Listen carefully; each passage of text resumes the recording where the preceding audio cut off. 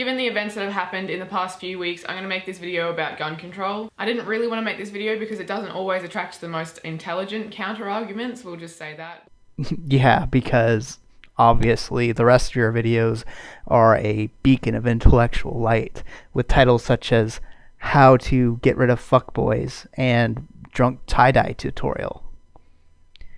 You wouldn't want to hurt the integrity of your channel by engaging in a discussion with people who actually disagree with you on something that actually matters. The US has a gun problem, obviously. There's mass shootings all of the time, and this just isn't really something that happens in countries with gun control. In Australia, we had a mass shooting in 1996, I think, and our Prime Minister at the time basically just said, righto, if you're not going to play nice, I'll just take your toys off your kiddos. They bought back everyone's guns off them, implemented new laws, and that was that. Since then, we've had a whopping grand total of 0 mass shootings. None. It doesn't happen. Not a single mass shooting since gun control was implemented. No one could have predicted that. Well, if you look at the data, the shooting in 1996 was relatively unprecedented in Australia. There were 35 people killed in that shooting. There were no shootings resulting in the death of 10 or more people prior to 1996. So is it really surprising that there have been none after? Okay, but most sources define mass shootings as 5 or more people killed. It's kind of arbitrary, but fine. Here's a graph that I formed with massacres in Australia. So there was one mass shooting in 2014, but one of the deaths was self-inflicted by the shooter, so usually they count that as 4 deaths. Either way, it seems like there are less mass shootings after 1996. But what happened between 1971 and 1981? They had guns during this time, so shouldn't there have been mass shootings during these 10 years? Yet not one. If this time period, free of mass shootings, is not caused by gun control, then how do we know the time period after 1996 is caused by gun control? Really, this is just confirmation bias coming in here. The truth is, these statistics ultimately tell us nothing about causation. Just think about it. What are the reasons someone goes and shoots up a school or a club?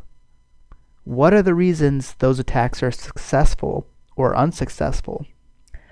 There are many different reasons, and all of those reasons confound any statistics we bring in regarding gun control. Yes, it can be argued, rightly or wrongly, that less guns will mean less mass shootings. But your statistics don't really prove anything. And this is evident when we look at all countries, and not just your cherry-picked ones that support your case. There is no correlation between homicide rates and gun ownership when you look at all countries. When corrected for population size, the US, number 1 in guns, is number 11 in mass shooting death rates and number 12 in frequency of mass shootings. The statistics simply do not support your case. I wouldn't even use it to support my case because there are too many confounding factors. I've seen people argue that if you take guns off civilians, then that just means criminals will be the only ones who can get guns, and that is true if you completely ignore the basic principles of supply and demand. Look, getting a gun off the black market in Australia, it's going to cost you roughly $15,000 just for a handgun. That's not even including bullets. Generally, and I'm just making a wild assumption here, but your average everyday garden variety criminal doesn't generally have a spare 15 grand plus the cost of bullets to throw around. Old mate down the road who likes to rob your local 7-Eleven probably doesn't have a spare 15 grand. If they did, I'm going to take a guess and say they probably wouldn't be robbing petrol stations. Fair enough, but the world was not shocked by some guy who used a gun to rob a 7-Eleven. The guy who is robbing a 7-Eleven with a gun is not the guy committing mass murders. So that's not really the issue here. There are a lot of these little arguments and you can have a lot of back and forth and nothing ever really gets resolved, but at the end of the day, look at all the countries that have gun control where it works and learn something from it? Again, there is no correlation between homicide rates and gun ownership when you look at all countries. When corrected for population size, U.S. is number 11 in mass shooting deaths rate and number 12 in frequency of mass shootings. I'm not saying that banning guns will do nothing, but you can't use statistics to back up your arguments because there are too many confounding factors. So at the moment, there's a super loud minority in the US that are basically jumping up and down screaming, "Don't take my gun." The majority of people in the U.S. reject a ban on handguns, and it is fairly evenly divided on semi-automatic rifles. So no, it is not the minority. And it's usually paired with the argument that they're good people, they're responsible gun owners, and they shouldn't have to have their guns taken off them because someone else decided to go and shoot up a club. And I don't really disagree with that statement. In my personal opinion, I don't see a need for having guns just for shits and giggles, but on paper, if you're a responsible gun owner, then have your guns. Just like responsible gun owners in Australia have their guns. That statement might surprise a few people because a lot of people think that gun control is synonymous with gun prohibition, but that's just not the case. People here can still have guns. All gun control means is that there are laws regulating who can get access to them and what guns they can get access to. You can have guns even with gun control as long as your background check clears out, as long as you have a reason that you can prove that you would need a gun. I believe you have to do a course on like gun safety, gun ownership, something like that. And you obviously have to store your gun safely, like locked in a safe with your bullets locked in a separate area. Really simple stuff. There's a bit more to it than that, but in general, everything is just regulated and everything is tracked. There's a reason we equate gun control with gun prohibition, because in Australia, semi-automatic guns are banned. You're not allowed to have semi-automatic guns, and there's basically you can only use certain type of guns if you actually are in a competition or something like that. It's not for self-defense unless perhaps you're a farmer or something along those lines. But the point is that most guns in the US are semi-automatic. And I don't know if you know this or not, but most handguns, which, are concealed carry for personal defense, are semi-automatic handguns, like a Glock. If that's what you mean by gun control, then you do want to take our guns. The majority of our guns. In short, if you have a reason to have a gun and you don't have a history that would suggest that you shouldn't have access to guns, then you can have one. It's really not a hard thing to wrap your head around. And that is the way it is in US. I mean, when I bought a semi-automatic handgun, I went through a background check to make sure I didn't have a criminal history. I hate to be the one to break it to you, but there already is gun control in the US. The problem is that people like you pretend like this is what gun control is about. Just doing background checks and making sure you're safe. No, that's not what it's about. For example, one of the gun control bills would have given the FBI the ability to ban anyone they want from owning a gun without due process. They call it the terrorist watch list, but they don't need to prove anyone on there is a terrorist. It is not gun control, it is giving the government the power to deprive any person they want of property without probable cause and without due process.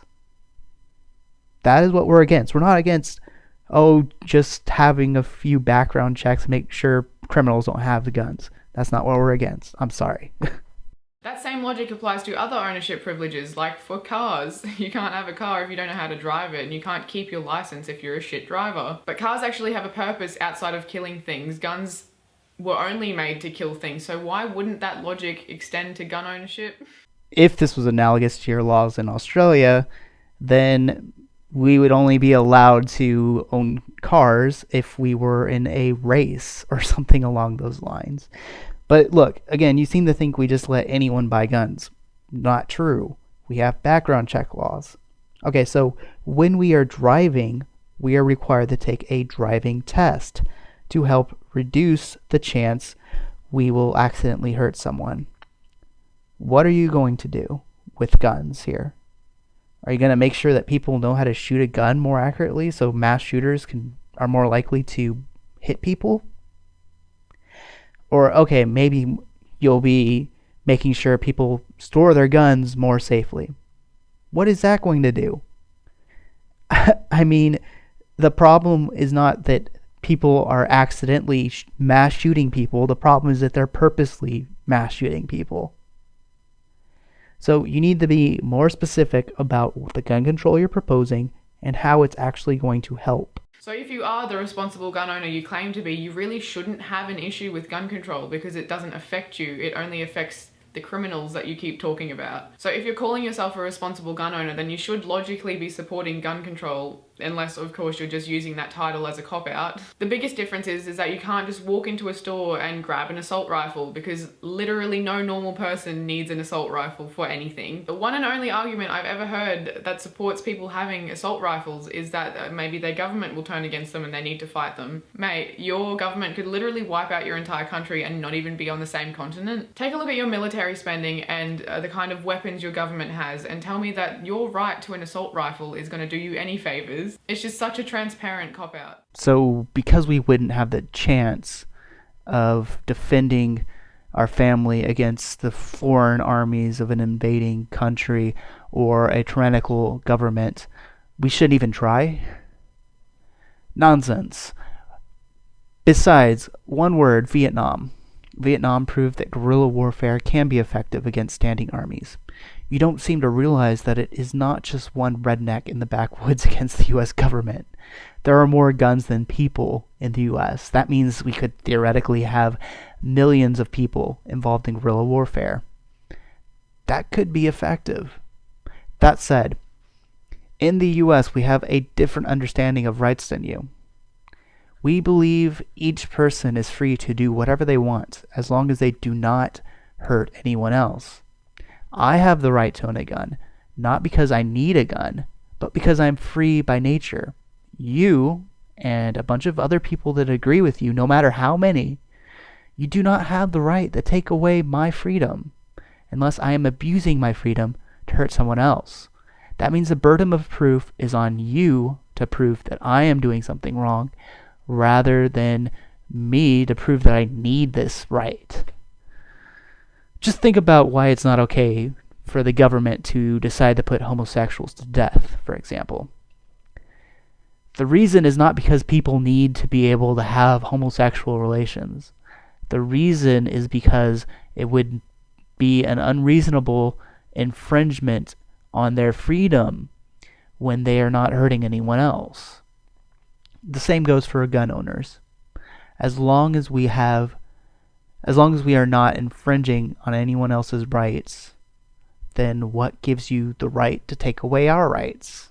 Because the fact of the matter is that you, Mr./Mrs. I need my guns completely unrestricted for no reason. You value your imaginary right to a piece of metal over someone's actual right to live. And you can word that however you want and decorate it however you want, but that's the reality of what you're arguing here. I think everyone needs to wake up to the fact that if you're on the side of the argument that is pushing for people to keep guns for no reason, then you are on the side of the argument that is killing people, obviously. Logically, if you are completely against gun control, which is proven to work, proven to reduce killings, proven to pretty much eliminate mass shootings, and instead you're on the side of the argument that is allowing and even encouraging them to happen, whether it's in defense of your rights or whatever you want to call it, you are responsible for those deaths as well. You're creating the environment that is allowing these shootings to happen despite having a perfectly functional and proven solution. You can't say that you care about the lives lost in these shootings and then also say you want free access to all guns and that gun control should never be implemented, because one causes the other. That doesn't work. The only reason that you've gone so long thinking that you can support both of these things is because of a good old-fashioned case of really, really, really deep-seated cultural cognitive dissonance.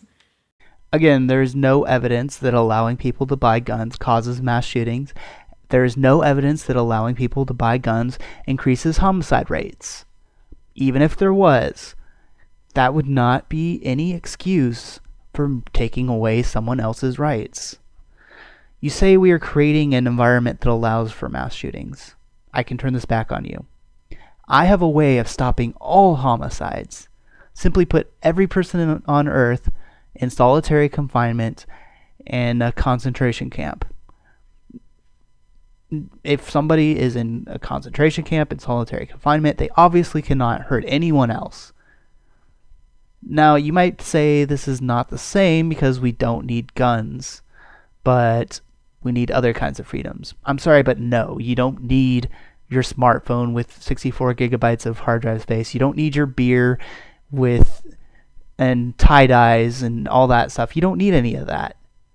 You don't need to be able to travel across the country even. Technically, all you need is food, water, and shelter. And if you do not support solitary confinement in a concentration camp, then you're responsible for the death of all of those people who are murdered by people who abuse their freedom to walk around and then murder people. You're literally holding your right to privacy, to travel, etc., over someone else's right to live. When there's already a proven solution, just put people in concentration camps. I'm sorry, but no, this is horrible logic. It isn't my right to own guns that is infringing on other people's rights to live. It isn't my right to privacy that is infringing on other people who are murdered in private places' right to live. It is the person who is committing the crime who is infringing on others people's rights to live. This is why we put people who commit murders in jail and not every person on earth.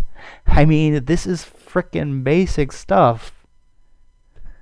Look, free people do not need to prove that they need the things that they want.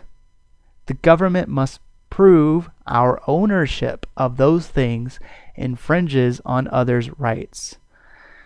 That is the way our legal system is set up in the US, and you're going to have to try a lot harder before we are willing to give up this principle.